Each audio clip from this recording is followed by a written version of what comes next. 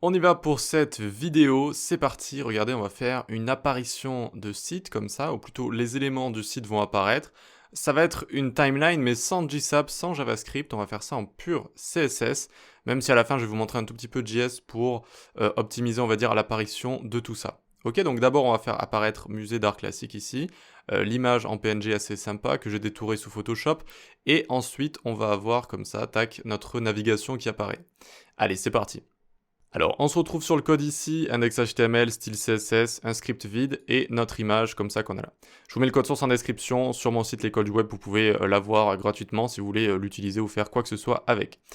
Alors, dans notre index HTML, on va avoir une navigation, puis un bloc home comme ça avec musée d'art classique, horaire, les deux boutons et une image comme ça. Et donc, ça va nous donner ceci. Ok, mais pour l'instant, il n'y a pas d'animation d'apparition, rien du tout. Donc, on va pouvoir se le créer entre nous comme ça directement sur le style CSS. Alors, j'ai choisi de pas coder le CSS avec vous dans cette vidéo parce que ça aurait été un petit peu long et ça aurait pas eu trop de rapport avec les animations. Mais vous avez le code source en description si vous voulez. Donc pour une animation, il faut commencer par la créer avec un keyframes. Donc on vient ici, hop, faire @keyframes, et je vais l'appeler apparition comme ça. Apparition, ok. Et là je vais vous montrer une petite technique, on peut écrire à 100% directement, et mettre opacity 1. Ok, donc s'il y a un élément qui est en opacity 0, et qu'on lui met cette animation, ça va aller de 0 à 1. Et si on met transform none, si un élément il a une transformation, ça va aller de la valeur de la transformation qu'on lui a donnée jusqu'à none comme ça, d'accord? Donc si on monte un élément, eh bien il va redescendre comme ça jusqu'à none. Et c'est assez sympa cette technique, du coup il n'y a pas besoin de préciser quoi que ce soit, et ça permet d'être assez efficace, assez rapide. Donc on va dans notre navigation qui est juste là, on la fait donc démarrer à opacity 0, et transform translate sur Y, moins 30 pixels. Hop, et ensuite on va venir mettre une animation donc ici. L'animation elle s'appelle apparition. Ça va durer, alors je l'avais mis à 0,4 secondes, 0,4 secondes, et on va lui mettre un délai de 1,6 secondes comme ça. Ease out pour ralentir vers la fin, et forward pour garder les valeurs de fin. Et donc là normalement on a notre animation qui va apparaître au bout d'1,6 secondes. Pour en fait on va laisser le temps aux autres éléments d'apparaître, parce que c'est ça le plus important, il faut qu'on voit qu'on arrive sur le musée d'art classique, on fait apparaître les boutons etc. à l'image, et ensuite la navigation. C'est pour ça que je lui ai mis 1,6 secondes de délai comme ça. Et hop, hop. Parfait, donc on peut passer à la suite, on va styliser, on va animer plutôt les éléments dans notre bloc ici. Donc dans notre bloc on a un H1 avec des spans à l'intérieur pour qu'on puisse les animer un par un en fait, chaque mot qu'on puisse les animer avec un petit délai. Ok, très bien, donc on a notre bloc ici, on va aller en dessous de bloc H1, et pour commencer, les blocs H1 span, on va agrandir un petit peu, hop, bloc H1 span comme ça, on va lui mettre display inline block, vu qu'on ne peut pas transformer des éléments qui sont inline. Il faut forcément qu'ils soient au moins bloc, donc on les met inline block ici, et ça nous permet de garder les deux propriétés de à la fois span et à la fois bloc. Ensuite donc c'est parti pour la même chose, opacity 0, transform translate, sur Y de moins 30 pixels comme ça.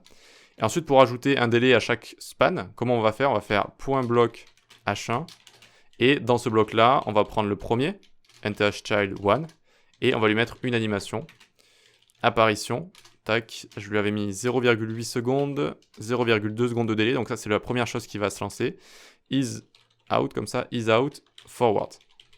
Ok, et donc on peut prendre ça, le copier, le coller 2 autres fois, et donc on va cibler le second, et on va lui mettre un délai ici, je lui avais mis à chaque fois, voilà, j'avais augmenté de 0,2 secondes, et c'est comme ça directement qu'on va pouvoir gérer les trois spans comme ça. Vous voyez les trois spans, tac, tac, tac, qui se situent dans notre H1. Donc normalement ça devrait fonctionner ici. Vous voyez, hop, ça fonctionne. On actualise comme ça, tac, tac, tac, ils apparaissent. Et ensuite j'ai comme ça ma navigation qui apparaît. Donc c'est assez sympa, hein, c'est assez sympa comme animation. Et ce petit délai, ça rajoute un petit peu de... C'est plus esthétique, c'est un petit peu plus sympa comme ça. Donc il nous manque les horaires, les boutons et la statue comme ça. Et là ça se ressemble un petit peu. Donc ce qu'on peut faire, on peut copier opacity et transform ici. Hop, le bloc P, on va le faire apparaître exactement pareil. On va mettre l'animation, on peut la copier là, la coller. Et je lui avais mis du coup ce bloc P. Ah, je me le suis pas écrit à côté. Mais j'imagine que c'était assez proche de tout ça. Donc je pense que je lui avais mis juste un dixième en plus, comme ça. Un dixième en plus, parfait. Je peux le copier. Je vais dans box bouton ici. Hop, et je vais faire apparaître du coup la box de boutons. Pareil, là je vais lui mettre juste un dixième en plus. Et ensuite, on va sur notre image qui se situe où? Alors, vous faites CTRL F, image, comme ça, hop, elle est juste ici.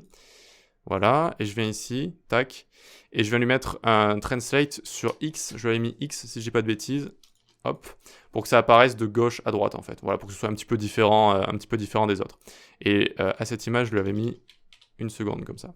Donc voyons voir si je me suis pas trompé sur les délais. Donc j'arrive comme ça, tac, tac, tac, tac, tac, hop, ouais, c'est pas mal, c'est pas mal. Vous voyez que ça fait une cascade, comme ça apparaît directement. Et ensuite, on va avoir l'image qui est juste ici, et à la fin, la navigation.